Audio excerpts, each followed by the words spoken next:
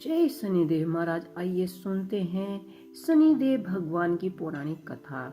एक बार संसार में चारों ओर पूजे जाने वाले नवग्रहों का एक स्थान पर एकत्रित हुए परस्पर विधि प्रकार से विलाप करने लगे।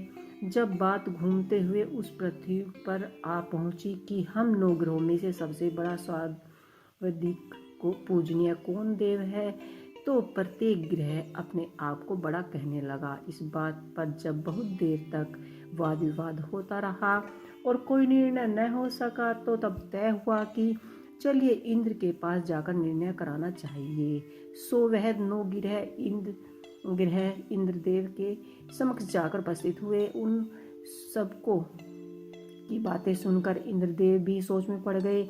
किसी को छोटा कहना और किसी को बड़ा, किसी श्रद्धा के पात्र बनने और किसी कोप के भजन।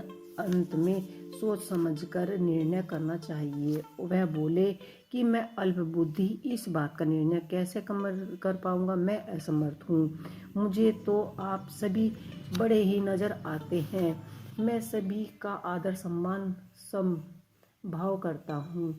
इस पर नवग्रह संतुष्ट नहीं हुए और हट करने लगे कि इसका निर्णय आपको अवश्य ही करना होगा।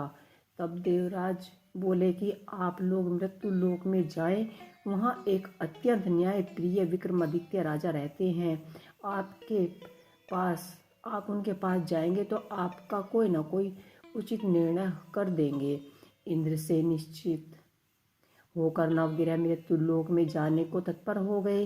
देवराज इंद्र ने जब उन्हें वहां जाते देखा तो प्रसन्न होकर चैन की सांस ली। इस धर्म संकट से निकलकर उसके लिए सचमुच ही कितना दुष्कर था। अब अपनी चतुराई से अपने ऊपर आए संकट को तो राजा विक्रमादित्य पर टला दिया। उज्जैन नगरी की उन दिनों सारे ही भारत में धाक थी। एक तो वहाँ राजा विक्रमादित्य के दरबार में बड़े बड़े विज्ञानी लोग का सम्मेलन होता रहता था। दूसरी ओर न्यायप्रिय राजा के न्याय से उज्जैन नगरी का सारा भारत में डंका बजता था। स्वर्ग में से जब नवग्रहों का निर्णय न हो पाया तो वह अपने अपने विमानों में आरूढ़ हो मृत्युलोक जा पहुँचे। ठीक उसी समय जब राजा विक्रमादित्य दरबार में ठसाठस भरे हुए थे, तब नवग्रहों भी वहां जा पहुंचे। नवग्रहों को इकट्ठा देखकर विक्रमादित्य अपने सिंहासन से उठ खड़े हुए और सभी देवों को सम्मान पूर्वक आसन ग्रहण करने के लिए अनुरोध करने लगे, परंतु उनमें से किसी ने भी आसन ग्रहण नहीं किया। विक्रमादित्य ने जब प्रसन्नवाचक दृष्टि से उनकी ओर देखा तो बृहस्पति देव ने आगे बढ़कर जोरदार आवाज में कहा कि हे राजन, हम यहाँ पर तब तक आसन ग्रहण नहीं करेंगे जब तक आप हमारा यह निर्णय नहीं करेंगे कि हम में से सबसे बड़ा कौन है। राजा अपने ऊपर आए इस धर्म संकट को देखकर पल भर में तो घबरा गए, परंतु शीघ्र ही उन्होंने उनसे स्वयं को संभाल लिया। उसने अपने मन में एक युक्ति सोची। दरबार में छोटे छोटे आसनों की एक पंक्ति प्रवेश द्वार तक चली गई थी। राजा ने उन लोगों से कहा कि आप यहाँ पर आसन ग्रहण कीजिए और मैं सोचकर अभी आपका निर्णय करता हूँ। यह कहकर राजा अपने सिंहासन पर बैठ गए। सिंहासन के निकट ही जो आसन पड़ा था उस पर भाकर बृहस्पति जी बैठ गए। उनके आगे जो आसन था उस पर सूर्यदेव जी बैठ गए। सूर्यदेव जी के निकट चंद्रमा जी बैठ गए। उसके क्रम में बुध, मंगल, राहु, केतु इत्यादि अपने अपने आसन ग्रहण कर लिए।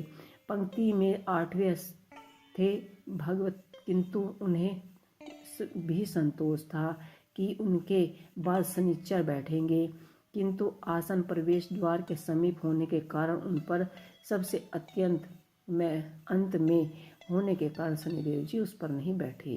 राजा विक्रमादित्य ने सोचा था कि जो ग्रह अंत में आसन पे बैठेगा वह ही उसको विनय और दयाशील के आधार पर बड़ा कह देंगे, पर वहाँ तो बात ही दूसरी हो गई। शनिदेव अति क्रोध और विकट संभावना के देवता थे। जब वह नहीं बैठे तो 8वें गिरह खिलखिलाते हुए उनकी हंसी उड़ाने लगे।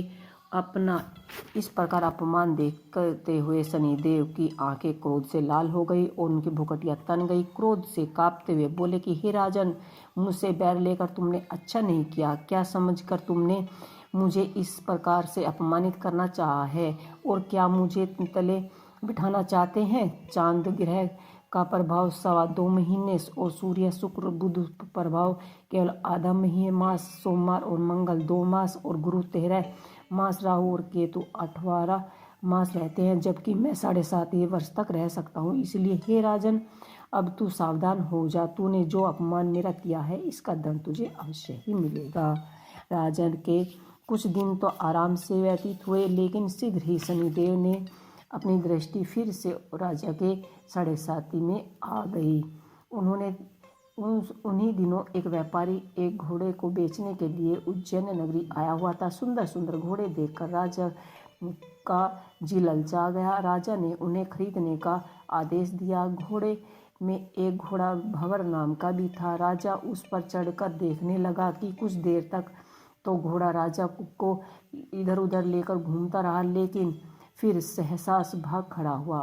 राजा को बहुत ही अचंभा हुआ और घोड़ा एक भयंकर जंगल में ले जाकर राजा को पटक दिया। सैये के समय जब उसे प्यास बहुत सताने लगी तो वह जोर जोर से चीखने लगा। उधर एक पगडंडी में एक गवाला और अपनी गांव की ओर जा रहा था। वह राजा की आवाज़ सुनकर रुक गया और राजा के आसपास गया। गवाले ने उसकी अवस्था जानकर उसके निकट की नदी में ले जाकर उसको पानी पिलाया। पानी पीने के बाद राजा स्वस्थ हो गया और प्रसन्न होकर उसने उस गवाले को हाथ की एक अंगूठी उतार कर दे दी। उसके बाद उसने उज्जैन नगरी का रहने वाला बताया, यहाँ रास्ता भटक गया हूँ, तुम मुझे रास्ता दिखाओ। तब गवाले उसे अपने साथ गांव ले आया। वहाँ एक मिष्ठान की दुकान पर राजा को मिठाई खिला पिलाकर भूख मिटाई और दुकानदार को भी एक अंगूठी उतार कर दे दी।